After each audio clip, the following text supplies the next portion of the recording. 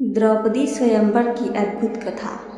कैसे बनी 5 साल की राजकुमारी 5 पांडवों की पत्नी। आइए सुनते हैं ये पूरी कहानी को। द्रौपदी पांचाल के राजा द्रुपद की पत्नी थी, जो कि यज्ञ कुंड से जन्मी थी, इसलिए इनका नाम यज्ञसेनी भी था।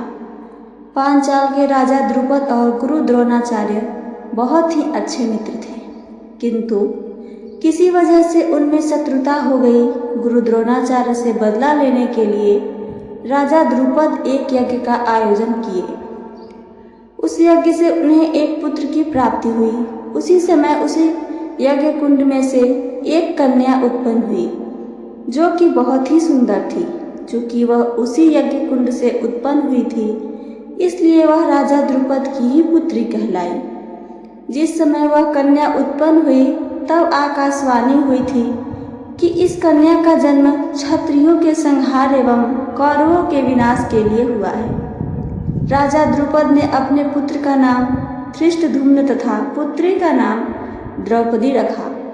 द्रौपदी बहुत ही रूपवान थी, किंतु इनका रंग श्यामल था, इसलिए इन्हें कृष्ण भी कहा गया था।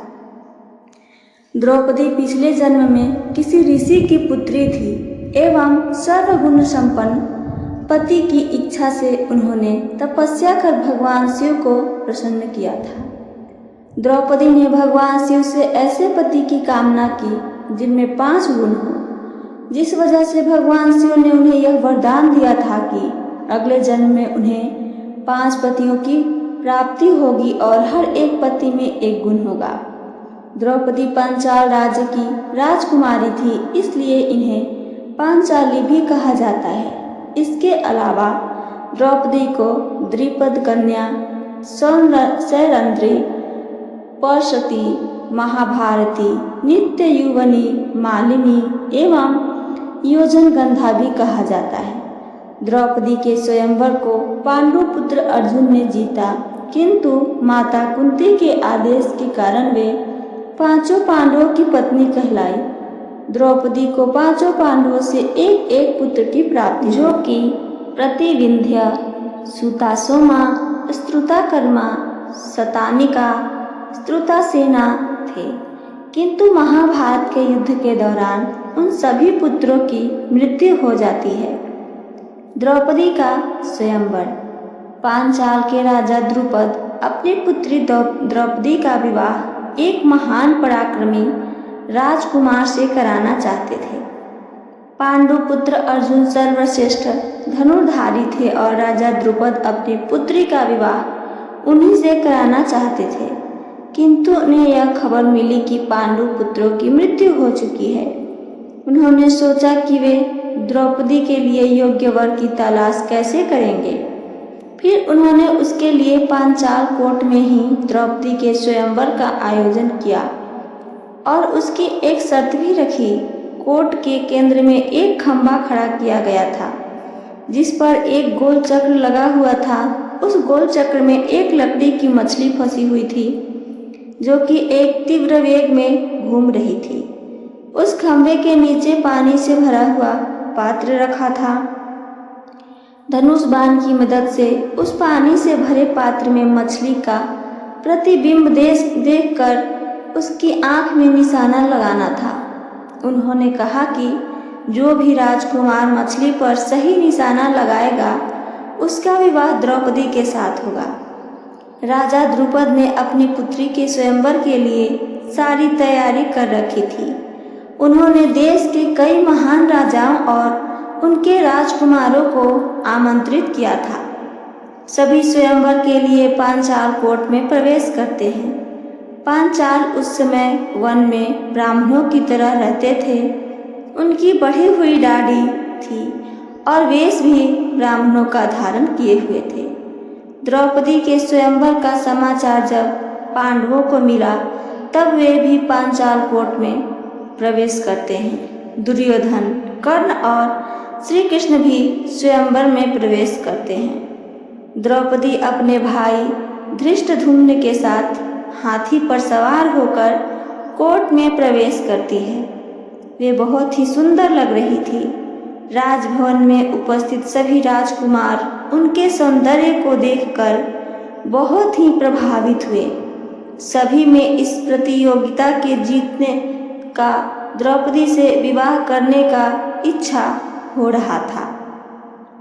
द्रौपदी को देखते ही सभी राजा उनसे विवाह करने की इच्छा से अपना अपना पराक्रम दिखाते हैं, किंतु इस बहुत ही मुश्किल टास्क में वे सभी एक एक कर पराजित होते चले जाते हैं। आगे क्या हुआ आइए सुने। कर्ण दुर्योधन के खास मित्र थे, इसलिए वे दुर्योधन के साथ द्रौपदी के स्वयंवर में शामिल हुए थे। वे भी अपने पराक्रम को दिखाने के लिए सामने आते हैं, किंतु द्रौपदी उन्हें रोकते हुए कहती है कि मैं एक सारथी के बेटे से विवाह नहीं करूंगी। कर्ण को अपना यह अपमान सहन नहीं होता है और वे इस वजह से स्वयंवर छोड़कर चले जाते हैं। देखते ही देखते बहुत से राजा पराजित हो जाते हैं। यह देखकर राजा द्रुपद अत्यंत दुखी होते हैं कि उनकी पुत्री से विवाह करने योग्य कोई भी पराक्रमी पुरुष यहाँ उपस्थित नहीं है। तभी अर्जुन ब्राह्मणों के वेश में उस टास्क को करने पहुँचते हैं। कोई भी उन्हें पहचान नहीं पाता है। वहाँ उपस्थित सभी राजकुमार इस बात का विरोध करते हैं कि एक ब्राह्मण इस प्रतियोगिता का हिस्सा कैसे बन सकता है, किंतु उस ब्राह्मण के आत्मविश्वास को देखते हुए किसी के कुछ कहने की हिम्मत नहीं होती है। अर्जुन ने बहुत ही आसानी से लक्ष्य को भेद कर उस टास्क को पूरा कर दिया था। द्रौपदी यह देखकर बहुत ही प्रसन्न हुई और वरमाला जाकर सीधे अर्जुन के गले में डाल दी। सभी राजकुमार अर्जुन से जलते हैं और उस पर आक्रमण करते हैं। तभी पांडु पुत्र भीम अर्जुन को उनसे बचाने के लिए सामने आते हैं। भीम और अर्जुन सहित पांचों पांडव उन सभी राजकुमारों को आसानी से पराजित करते हुए द्रौपदी को लेकर वहां से चले जाते हैं। द्रौपदी का भाई धृष्टद्युम्न यह जानने के लिए कि वे ब्राह्मण कौन हैं, उनका पीछा करते हैं। जब पांडव अपनी कुटिया पहुंचते हैं, तब वे अपनी माता कुंती से कहते हैं कि देखिए माता, हम क्या लेकर यहाँ आए हैं। आगे सुनिए कहानी को। कुंती उनसे कहती है कि जो भी लाए हो आपस में बांट लो, क्योंकि कुंती सोचती है कि वे लोग कुछ खास खाने की चीज़ें वहाँ लेकर आए हैं। जब वे देखती है कि यह तो एक दुल्हन है जो कि अर्जुन की पत्नी है, कुंती बहुत ही दुखी होती हैं कि उन्होंने यह क्या कह दिया। कस्टम के अनुसार पांडवों को अपनी माता के हर एक शब्द जो कि उन्होंने कहा, उनकी आज्ञा का मानकर उनका पालन करना होगा। द्रौपदी 5 भाइयों की पत्नी कहलाएंगी। तभी श्री कृष्ण वहाँ आते हैं और माता कुंती से कहते हैं कि द्रौपदी ने पिछले जन्म में सर्वगुण संपन्न पति पाने के लिए भगवान शिव की तपस्या की थी। उसने वरदान में 5 गुणों से युक्त पति की कामना की थी। तब भगवान शिव ने उसे वरदान दिया था कि अगले जन्म में उसे 5 पतियों की प्राप्ति होगी और हर एक पति में एक गुण होगा। श्री कृष्ण की बात सुनकर कुंती उनसे सहमत हुई और इस तरह द्रौपदी 5 पांडवों की पत्नी कहलाने लगी।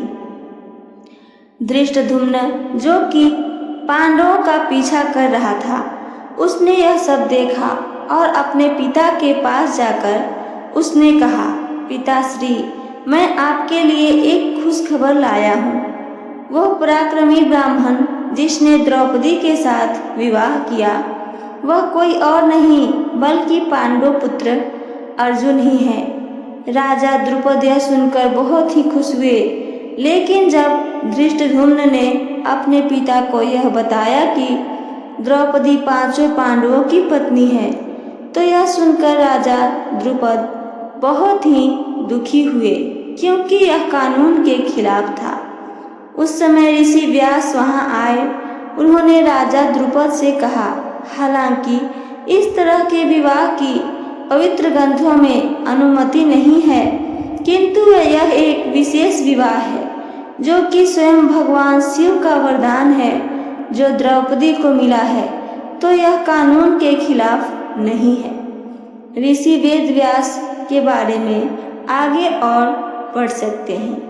राजा द्रुपद ऋषि व्यास की बातों से सहमत होते हैं और अपनी पुत्री के विवाह का आयोजन करवाते हैं। पांचों पांडव अपनी माता कुंती के साथ राजभवन में प्रवेश करते हैं।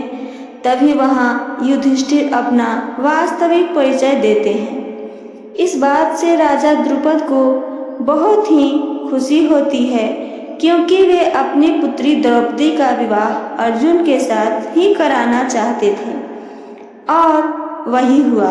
फिर द्रौपदी का पांचों पांडवों के साथ विवाह संपन्न हुआ और वे सभी माता कुंती के साथ हस्तिनापुर पहुंचते हैं। पांडवों के जीवित होने की सूचना जब हस्तिनापुर में सभी को मिलती है तो सभी बहुत ही प्रसन्न होते हैं। तो ये थी मेरी आज की रहस्यमय कहानी।